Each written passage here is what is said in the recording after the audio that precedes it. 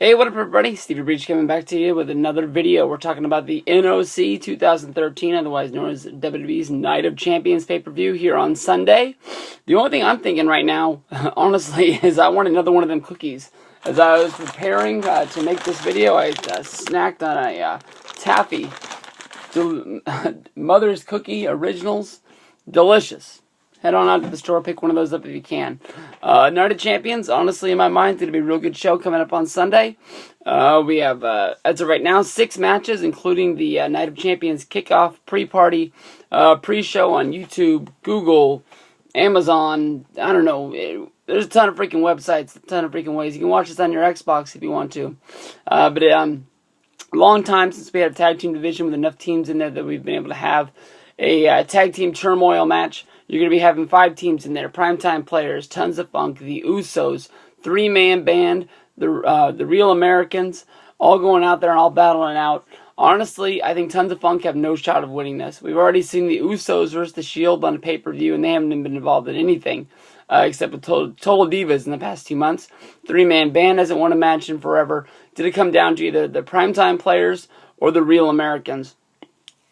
These are 2 teams that I think...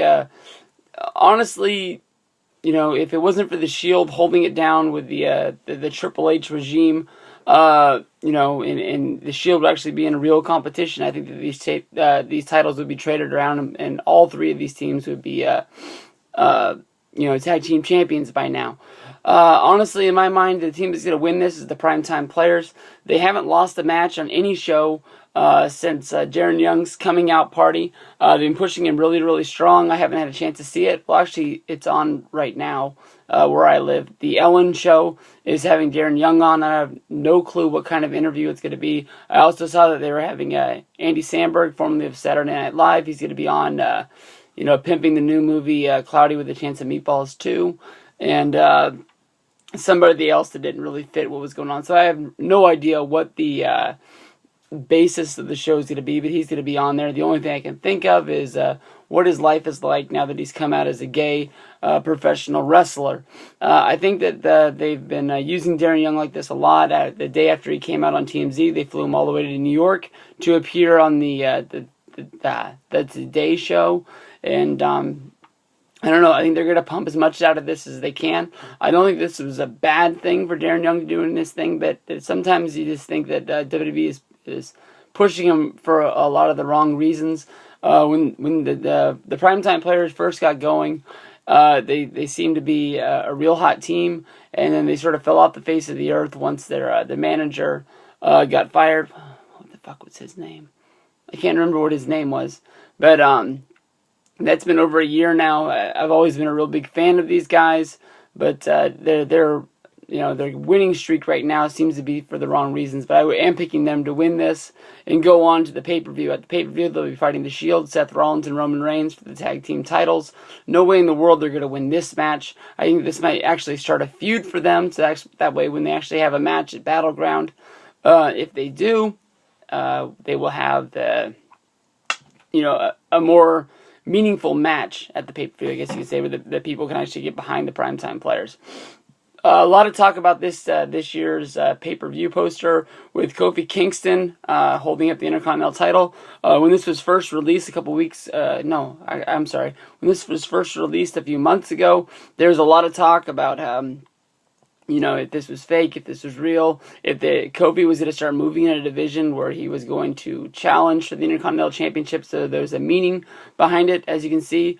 Kofi's not even on this card, and the Intercontinental Championship on a pay-per-view called Night of Champions, where it's old, you know, sort of, you know, meaning of his pay-per-view was every title in the whole, you know, company was to be defended. Isn't even being defended. So I have no clue what the hell they're doing, but you can bitch about this, but then you see the R-Truth Hell in a Cell pay-per-view poster, and then you just sort of realize, fuck it, who really gives a shit anyways. The next pay-per-view coming up is WWE Battleground. There is no pay-per-view poster for that, which is a little bit weird. It'll be coming from Buffalo in a couple of weeks, and nobody even really knows the basis of what this show is going to be. There's been rumors from everything from just a normal Randy Orton versus Daniel Bryan match to hopefully a WCW War Games style match, maybe That'd be a little weird, though, with the Hell in the Cell pay-per-view the month after that. But we'll have to see. We all can hope. We all can dream. The more matches on this show is going to be AJ Lee battling Natalya, Brie Bella, and Naomi. I don't really see AJ Lee dropping the title here, but if she did, it'd be the perfect time to drop it to Natalya. And then if you think about it, if AJ Lee wins this match, she's defeated every diva on the roster. She had a few months build with Caitlyn. She's fought Natalya, Brie Bella, and Naomi. And there's nobody really else out there except for Alicia Fox, Oksana,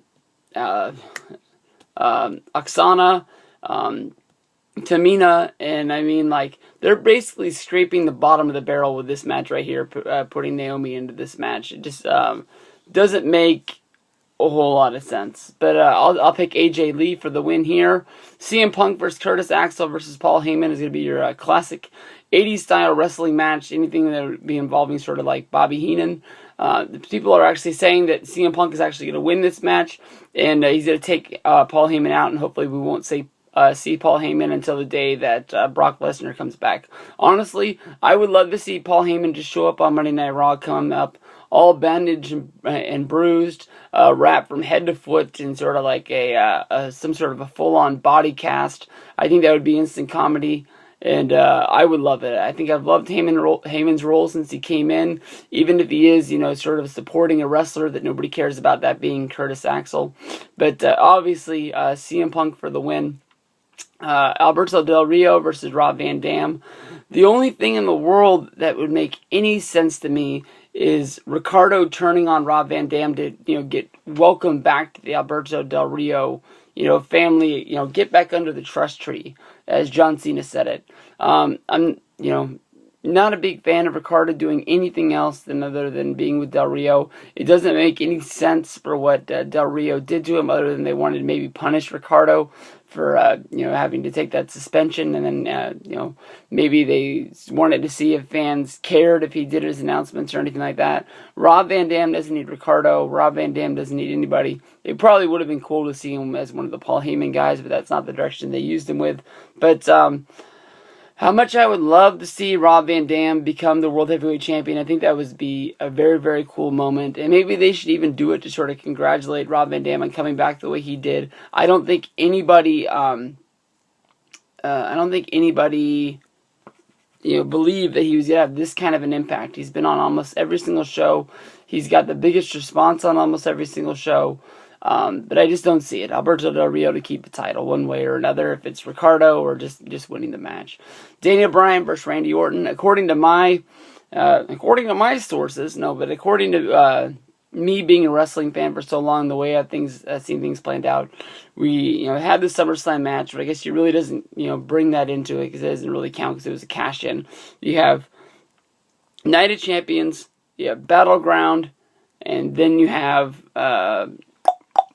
Hell in the Cell. You have to get these guys the Hell in the Cell. It wouldn't make sense to put the champion against any other guy except to keeping this going. That's the one bad thing about knowing a Hell in the Cell is coming, is you can sort of see how long this feud's going to go, and it can make you see some predictability in what's going on. We've been saying this since 2010 when this concept came to be, is naming the pay-per-view fucking Hell in the Cell. Have it pop up every once in a while. Maybe the Elimination Chamber fits in February, but having two cage-style pay-per-views, one of them that is supposed to be like the big blow-off feud, it doesn't really help us out anymore. But, being a wrestling fan as long as I do, Bryan has to, in my mind, he has to win at this show, or he's not going to win at all. He has to win at this show. There's no reason to have the other two matches. You can't go down 0-1 and then lose at Battleground and then have the makeup match there. That just every time he loses, the snowball stops rolling down the hill as fast, and it stops picking up as much snow. They got Bryan to the top of the mountain. He beat John Cena clean in the middle of the ring. And then he got pedigreed by Triple H, and that ball started rolling, and it got bigger and bigger and bigger. As big as you think it is, if beating John Cena with Triple H turning on him, he got bigger. Because even the people that really weren't rooting for Bryan, they were rooting for Cena, now they feel bad for Bryan. So they instantly become fans of his, and he goes, Brr. And like, if you beat this guy twice in a row, no one's going to care about it. So to me, this is a make-or-break match for Daniel Bryan. If he gets screwed out of it, he gets screwed out of it. But I'm really, really rooting for him to win this match. But there's no way in the world he's going to win this match. Randy Orton is walking out of Night of Champions with that title. There's too many things standing in the way. He needs to get more things on his side. He needs to sort of build a stable of his own. Maybe even like the Sting's fucking main event Mafia, I guess you can say. But I don't know what we're going to have to see. But that's definitely going to be a match. I hate Randy Orton, but I'm looking forward to this match, knowing that more than likely it's something that I want to see. Hopefully Bryan's going to drag something out of him that we haven't seen in 1,000 other matches. That's my biggest draw on Randy Orton, is when he does promos.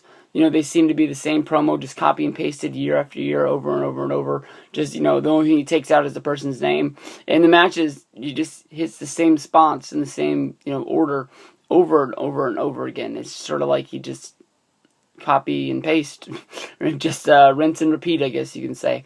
But I don't know about you guys. I'm looking forward to this show. Sunday night's going to be a good one. Where are you guys going to be watching? What are you guys doing? Everybody have fun. Peace out.